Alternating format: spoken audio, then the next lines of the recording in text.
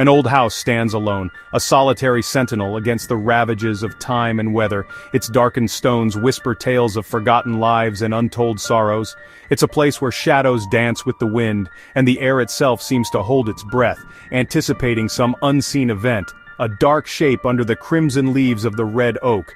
This ancient tree, with its gnarled branches reaching like skeletal arms, dominates the landscape, casting an ominous shadow over the house below. The leaves, an unnatural perpetual crimson, seem to pulse with a life of their own, a stark contrast to the muted tones of the surrounding environment.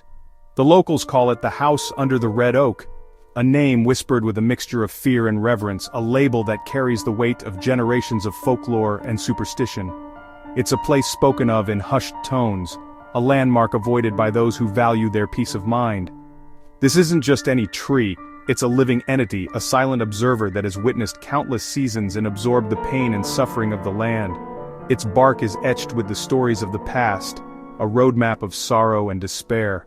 Its blood-red leaves never change, no matter the season. Summer, winter, spring, or fall, they remain a constant, unsettling reminder of the darkness that permeates this place. They are a symbol of the eternal sorrow that clings to the house and the land around it. They say the roots drink sadness, drawing it up from the depths of the earth, feeding on the despair that lingers in the air, not the soil.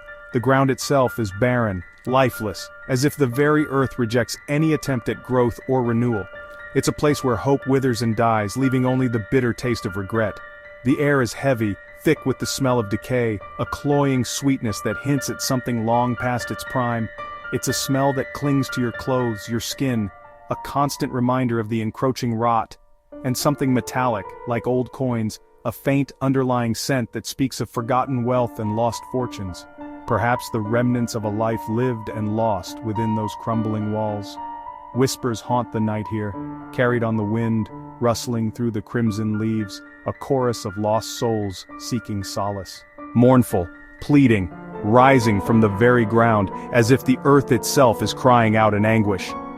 These are not the whispers of the living, but the echoes of the dead, forever trapped within this haunted place. The silence between them is worse, a pregnant pause filled with unspoken dread, a void that seems to amplify the surrounding darkness, charged with the feeling that something is watching from the empty windows, eyes that pierce the darkness, observing your every move, judging your intentions. You can feel their gaze, cold and unwavering, even when you can't see them. The veil between worlds is thin here. The barrier between the living and the dead is fragile, easily breached by those who dare to cross the threshold. The path to the door is choked with thorns, a tangled web of sharp, unforgiving branches that seem to reach out and grab at you as you pass, as if the house itself wants to keep you out, guarding its secrets jealously, refusing to surrender to the prying eyes of outsiders. This isn't just an abandoned building, it's a repository of pain, a vessel filled with the echoes of past tragedies.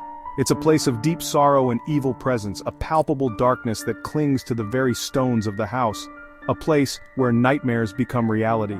The locals avoid it after dark, steering clear of its ominous presence, quickening their pace as they pass by, warning their children to stay away, lest they be drawn into the darkness that dwells within. They teach them the stories, the legends, the reasons why this place is to be feared. They believe a demon, born from a centuries-old curse, a malevolent entity fueled by hatred and despair, is tied to the house, bound to its walls, forever trapped within its decaying embrace. We are here to face the darkness thriving under the red oak, to confront the evil that festers within those walls. We are here to understand its secret, to unravel the mystery that shrouds this place in fear and sorrow, and perhaps to finally bring peace to the tormented souls trapped within. Emil is a journalist who chases ghosts, not headlines. He's drawn to haunted places, looking for the truth behind the stories. The house under the red oak has been on his mind since he was a kid. Unlike other stories, this one feels personal, a shadow over his hometown. He investigates alone, believing that the clearest evidence comes from facing things head-on. Tonight, he has a strong feeling. This is more than just a regular haunting. He checks his recorder, takes a deep breath, and steps into the darkness. The search begins. To truly understand the depth of the evil that permeates this place, to feel the weight of the darkness that clings to these walls, You need to know Isa's story. A tale etched in blood and sorrow, passed down through generations in hushed whispers and fearful glances. It's a story of injustice, of pain, and of a curse that refuses to be silenced. Many centuries ago, in a time when superstition reigned and fear was a constant companion, Isa was a healer, a woman of the earth, skilled in the ancient ways of mending the body and soothing the soul. She used her knowledge of herbs and remedies to ease the suffering of those around her. But her gifts were twisted, misconstrued, and she was accused of witchcraft by scared villagers, their minds poisoned by fear and ignorance. They saw her knowledge as a threat, her kindness as a deception. During the plague, when death stalked the streets and families were torn apart by disease, desperation turned into violence. The villagers, consumed by grief and terror, sought a scapegoat for their suffering. In their blind rage, she was dragged from her home, her sanctuary violated, her life about to be unjustly taken. As her family was forced to watch, their faces etched with terror and helplessness, their cries lost in the roar of the mob, she uttered a curse, a final desperate act of defiance against the injustice that was consuming her. Her spirit, broken but unbowed, would never rest, forever bound to this place by the chains of betrayal and vengeance. And a demon, drawn to the pain and anger, would haunt this land, feeding on the fear and despair of those who remained. Days after her execution, a grim testament to the villagers' cruelty, her husband and daughter were found dead within their home, victims of a malevolent force unleashed by Isa's curse. Their faces frozen in horror, a silent scream trapped for eternity, a chilling reminder of the price of injustice. The house was abandoned, left to rot and decay, a monument to the darkness that had taken root in this land. The leaves of the red oak, a silent witness to the tragedy, turned crimson on the day of Isa's death, a color they have borne ever since, a constant reminder of the blood that was spilled. Every family since has faced tragedy, each generation haunted by the echoes of Isa's curse, their lives intertwined with the darkness that she unleashed. Amal knows this legend well. He has dedicated his life to unraveling its mysteries, poring over ancient texts and forgotten lore. It's the foundation of his research, the driving force behind his relentless pursuit of the truth, the key to understanding the forces at play within these haunted walls. He's not just entering a haunted house, he's stepping into a vortex of pain and suffering, a place where the veil between worlds is thin and the past refuses to stay buried. He's entering the heart of a centuries-old curse, a place where the echoes of Isa's pain still resonate, and where the demon she summoned waits patiently for its next victim. Amal stands before the rotting door, flashlight in hand. The air is strangely cold, the house staring with empty eyes. He pushes the door open, a wave of decay and something metallic hits him. Every instinct screams at him to run, but he steps inside. The door closes behind him. No wind, no explanation. He's trapped, the outside world is gone. The silence is heavy, broken only by his pounding heart. His breath fogs in the cold. This is no longer an investigation, it's about survival. The entity has welcomed him, sealing off the exit. He grips the flashlight tighter and steps deeper inside. The house's rules now apply. Amal's flashlight shows a room frozen in time, falling apart. Among the mess he finds a porcelain doll in a red dress. It's too new, too clean. The doll's eyes seem to be blaming him, and touching it feels strangely cold. There are sharp, hateful symbols carved into the wall behind it. They give off a bad feeling, like a curse. He takes pictures of them, his hands shaking. The doll feels like a cursed object, but he wraps it up as proof. His light then shines on a big, dark mirror that doesn't show anything. It's an empty space, sucking away all hope. The house is talking, warning him. Amal is drawn to a mirror. Its surface is like a swirling hole. He stands before it, no reflection, just darkness. Suddenly, a demonic face forms in the glass, mouth open in a silent scream. The vision changes. The house is on fire. Figures are twisting in pain. Nausea washes over him. He stumbles backward. A scream bursts out, not human, echoing from every wall. The temperature suddenly drops. His flashlight goes out. He searches for a spare, his hands shaking. The scream stops, replaced by a scary silence. The mirror is just a mirror again, but he knows what he saw. The entity showed its anger. The darkness is alive, playing with him. He has no control.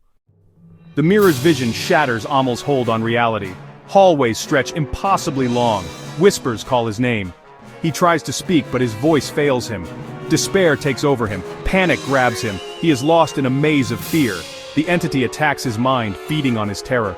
He sees the demonic face again, this time in the darkness. Horror washes over him, he collapses. The world dissolves into screams and darkness. He wakes up outside at dawn, hurting and confused. His evidence is gone, only memories remain.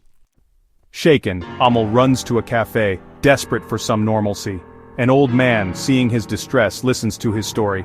At the mention of AJC, the old man shows him a family photograph. Amel recognizes his own features in the woman from the past.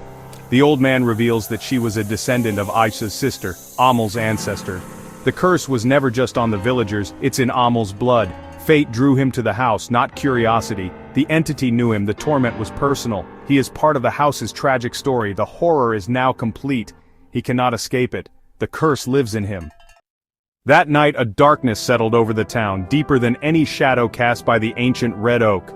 The air grew heavy, charged with an unseen energy, a palpable sense of dread that seeped into the very bones of the townsfolk. The house under the red oak, a place whispered about in hushed tones for generations, burst into flames. It wasn't just a fire, it was an inferno, a raging beast consuming everything in its path. The fire burned with an unnatural fierceness, defying the laws of nature. It crackled and roared with an almost sentient hunger, as if fueled by something far more sinister than wood and oxygen. The colors changed to blood red, a horrifying spectacle that painted the night sky with hues of hell. The flames pulsed with an unholy light, casting long dancing shadows that seemed to writhe with a life of their own. The townspeople watched, mesmerized and horrified, as the haunted landmark, a symbol of their town's dark history, was wiped out in a blaze of unholy fire. They stood as silent witnesses to the destruction, a collective sense of unease settling over them. A figure stood in the upstairs window, a dark silhouette against the inferno's glow. It was a fleeting glimpse, a phantom presence that sent shivers down the spines of those who saw it. Some say it was a woman, perhaps the tormented spirit of a past resident. Others a demon, a manifestation of the evil that had festered within those walls for so long. And some say, with a chilling certainty, it was Amel himself, trapped in the heart of the inferno, consumed by the very evil he sought to vanquish. By morning, only ashes remained, a desolate testament to the night's fiery destruction. The air was thick with the smell of smoke and the bitter tang of loss. The red oak, once a majestic sentinel, was now a charred shell, a skeletal reminder of the evil that had taken root beneath its branches. Amel had vanished, no trace, no explanation. He was simply gone, swallowed by the mystery he had so desperately tried to unravel. His car and apartment were untouched, frozen in time as if he had simply stepped away for a moment, leaving behind a life that would never be resumed. Weeks later, as the town began to slowly heal from the trauma, a child playing near the ruins found a porcelain doll, half buried in the ashes. It was dressed in a red dress, a splash of vibrant color against the monochrome landscape of destruction, a haunting reminder of the fire's crimson glow. Her eyes, cold and glassy, seemed to hold a secret that transcended the boundaries of innocence and childhood. The doll was the only clue, the sole remaining piece of the puzzle that was Amel's investigation. A silent witness to the horrors that had unfolded. The house is gone, reduced to dust and memories, but the evil remains, a lingering presence that clings to the land, waiting for its next opportunity. The curse wasn't destroyed by the fire, it was merely passed on, transferred to a new vessel, a new victim, perpetuating the cycle of darkness. The story waits, dormant but not defeated, for the next person to take it on, to stumble into its web of deceit and despair. The legacy is not over. It is merely paused, waiting to be continued by an unsuspecting soul, forever bound to the house under the red oak.